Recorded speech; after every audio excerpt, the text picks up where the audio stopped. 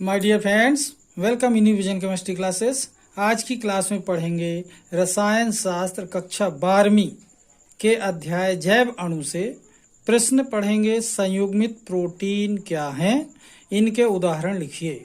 संयुग्मित प्रोटीन क्या हैं, इनके उदाहरण लिखिए। तो देखते हैं इस प्रश्न का डिटेल। इसके पहले जिन लोग मेरे चैनल में नए हैं तो चैनल को सब्सक्राइब कर लीजिए और देखिए इस प्रश्न का डिटेल क्या है, संयुग्मित प्रोटीन क्या है और इसके उदाहरण। ठीक है,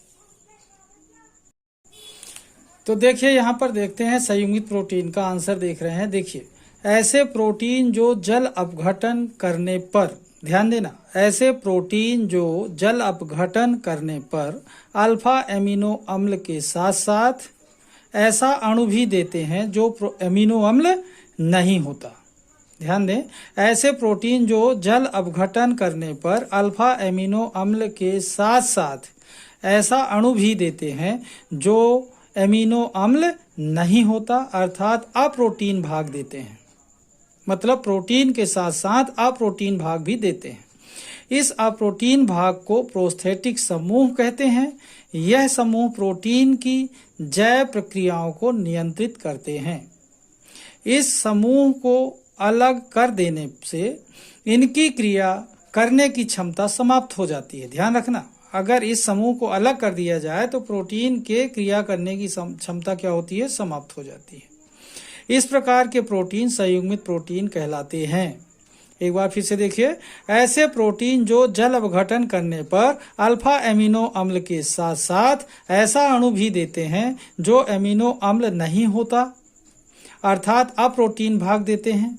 इस अप्रोटीन भाग को प्रोस्थेटिक समूह कहते हैं। यह समूह प्रोटीन के जैव प्रक्रियाओं को नियंत्रित करता है। इस समूह को अलग कर देने से इनकी क्रिया करने की क्षमता समाप्त हो जाती है। इस प्रकार के प्रोटीन संयुग्मित प्रोटीन कहलाते हैं। क्या कहलाएंगे? संयुग्मित प्रोटीन, मतलब कॉन्जुगेटेड प्रोटीन कहलाते हैं। ठीक है, अब देखते हैं संयुग्मित प्रोटीन के उदाहरण के बारे में। ठीक है, तो देखिए संयुग्मित प्रोटीन के उदाहरण देखते हैं। सबसे पहले देखें, दो कॉलम में इसको दिखाया गया है। सबसे पहला कॉलम है संयुग्मित या संयुग्मी प्रोटीन, दूसरा कॉलम है प्रोस्थेटिक समूह या अप्रोटीनी भाग। ठीक है, तो देखिए पहले पॉइंट पर दिया गया है एक संयुग्मित प्रोटीन जिसका नाम है न्यूक्लियो प्रोटीन। न्यूक्लियो प्रोटीन जो कि इसका प्रोस्थेटिक समूह न्यूक्लिक अम्ल है। दूसरा है ग्लाइकोप्रोटीन जिसका प्रोस्थेटिक समूह मतलब अप्रोटीनी भाग शर्करा है। तीसरा है लाइपोप्रोटीन जिसका अप्रोटीनी भाग लिपिड है। चौथा है फास्फोप्रोटीन जिसका अप्रोटीनी भाग यानी प्रोस्थेटिक समूह फास्फोरिक अम्ल है। पांचवा है क्रोमोप्रोटीन जिसमें कुछ प्रोस्थेटिक समूह रंगीन पदार्थ के रूप में होते हैं। छठवां है धात्विक प्रोटीन जिसके प्रोस्थेटिक समूह कुछ धातुएं होती हैं।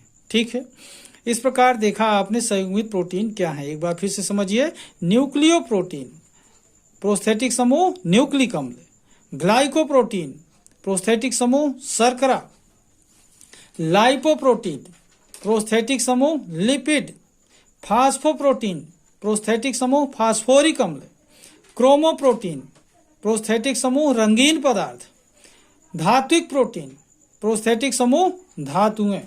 इस तरीके से आपने देखा प्रोस्थेटिक समूह और संयुग्मित प्रोटीन, मतलब कौन से प्रोटीन में किस प्रकार का प्रोस्थेटिक समूह होता है, इसकी जानकारी आपको मिली इस वीडियो के माध्यम से। ध्यान रखना, अगर क्वेश्चन बनता है तो ऑब्जेक्टिव भी बन सकता है और सही जोड़ी वाला क्वेश्चन भी बन सकता है, चूज द करेक्ट आंसर वाला क्वेश्चन भी बन सकता है। तो ध्यान रखना, अगर ये आपको मालूम है तो आप चूज द करेक्ट आंसर भी कंप्लीट कर सकते हैं, fill in the blanks complete कर सकते हैं, मैच द कॉलम कंप्लीट कर सकते हैं। वन वर्ड वाला क्वेश्चन भी आता है, जैसे यहाँ पर देखें न्यूक्लियो प्रोटीन में किस प्रकार का प्रोस्थेटिक समूह होता है या कौन सा प्रोस्थेटिक समूह होता है, तो आप बता सकते हैं न्यूक्लिक अम्ल। ग्लाइकोप्रोटीन में कौन सा प्रोस्थेटिक समूह होता है, तो क्या लिख सकते हैं, शर्करा। लाइपोप्रोटीन का प्रोस्थेटिक समूह क्या होता है, तो लिख सकते हैं लिपिड। इस तरीके से आपने देखा कि प्रोस्थेटिक समूह क्या होते हैं, जो कि ये अप्रोटीन वाले भाग हैं।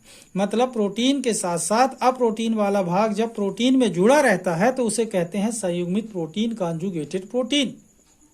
और ये उसके एग्जाम्पल्स हैं। इस वीडियो के माध्यम से आप इसे सीखिए, बहुत आसान है लेकिन एग्जाम के लिए मोस्ट इम्पोर्टेंट है, ध्यान रखेंगे।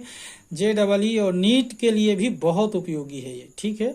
आज की क्लास को मैं यहीं पर समाप्त करूंगा। जिन लोग मेरे चैनल में नए हैं तो चैनल को सब्सक्राइब कर लीजिए और वीडियो पसंद आए तो लाइक कीजिए, शेयर कीजिए।